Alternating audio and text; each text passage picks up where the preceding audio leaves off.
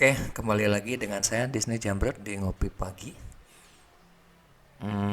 Hari ini kita akan coba menganalisa suatu market BTC USDD ya, karena di sini saya trading CFD-nya kebetulan di Orbit Trade minggu lalu sudah launching CFD dari cryptocurrency BTC USD ya. Nah, saya BTC USD ini adalah dua arah ya, bukan di spotnya dua arah, artinya kita bisa melakukan operasi buy dan sell.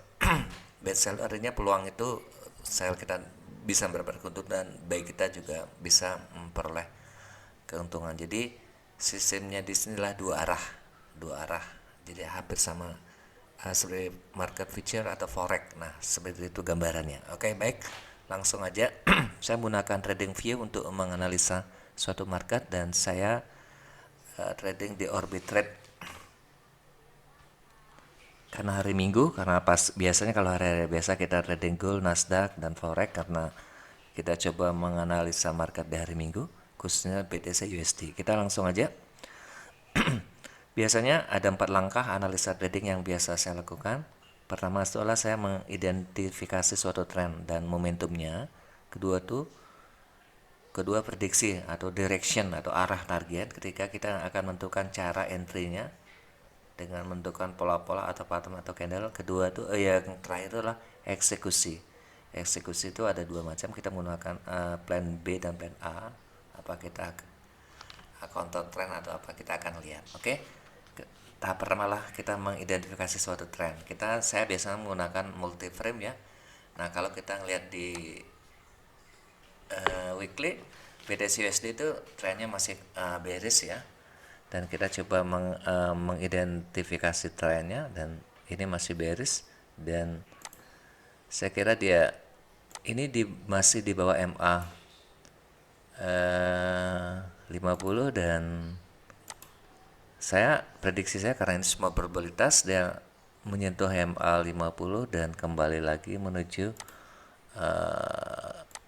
di 200. Nah, ini di weekly dan di weekly kita bisa akan mencari support dan resisten yang kuat juga. Ini bukan resisten di weekly, dan ini kita ada supportnya, dan sini juga ada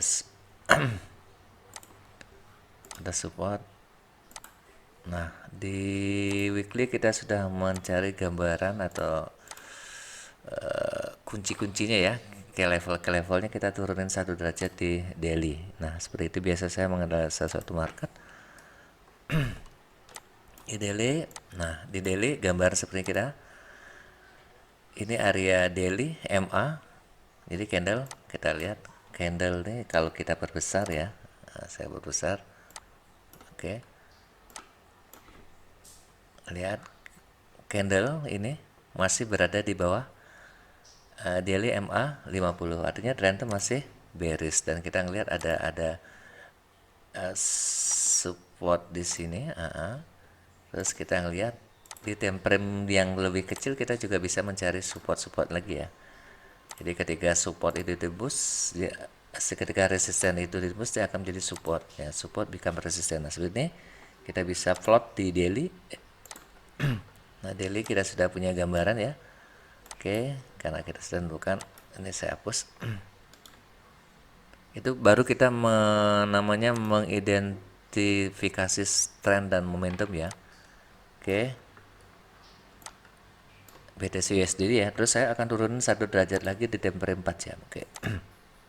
Nah, di 4 jam di 4 jam sekali lagi ini juga trennya masih bearish ya, dengan kita melakukan key level atau area-area yang kuat. Oke, ini gambaran di time frame 4 jam. Saya untuk eksekusi.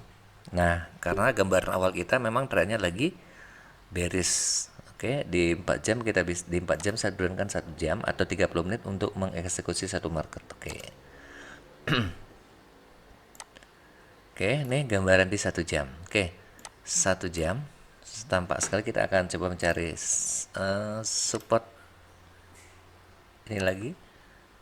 Oke, nah ini 1 jam kita sudah mendapat gambaran yang lebih jelas lagi pemetaan areanya. Kita akan coba mencari peluang-peluang untuk area-area entry-nya. Biasanya saya turunin di 30 menit. Oke. Di 30 menit kelihatan M50 menunjukkan trennya lagi naik ya. Nah, sejauh mana, tapi di 30 juga MA 200 ada daerah sini. Strategi saya tetap melakukan sell limit, sell area di sini. Ini saya akan melakukan area sell saya. Mungkin harga akan naik lagi ya, harga naik Pak, naik. Nah seperti inilah, sorry. Harga bisa mencoba nanti pasti probabilitas ya, mencari areanya dulu ya. Mungkin daerah sini, mungkin sampai sini. Nah kalau Anda melakukan counter trend, misalnya melakukan counter trend plan A, ketika candle ini ada di sini, jadi manfaatkan counter trend dengan targetnya ada di sini. Jadi saya buy daerah sini, nanti saya buy daerah sini, target saya ada di sini. Ini lumayan nih di time frame 30 menit. Itu kalau kita melawan counter trend, tapi kurang bijak ya. Tapi SL-nya juga nggak terlalu jauh sih. Kita buy di sini, SL di sini, target di sini. Lumayan. Misalnya seperti ini ya. Kita bisa manfaatkan counter trend. Misalnya saya beli di sini. Oke.